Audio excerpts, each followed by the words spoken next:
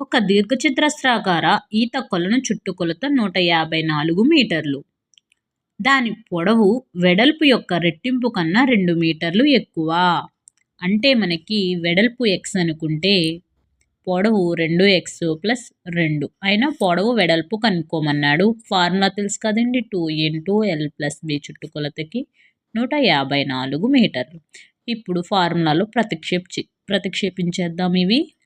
ఓకేనా, clear. 154. Therefore 2 = 3x + 2 = 154. ఈ 2 into కాస్త ఇటు డివైడెడ్ బై అవుతుంది కాబట్టి 3x + 2 = ఎంతమ్మా, 77. ఈ ప్లస్ ఇటువైపుకి వెళ్తే మైనస్ అవుతుంది కాబట్టి 75. ఎక్స్ ఇంటూ కాస్త డివైడెడ్ బై అవుతుంది ఎంతమ్మా, 2, 25. ఓకేనా, వెడల్పు 25, పొడవు 52. ఇక్కడ పొడవు 2x + 2 కదా, 2 × 25 + 2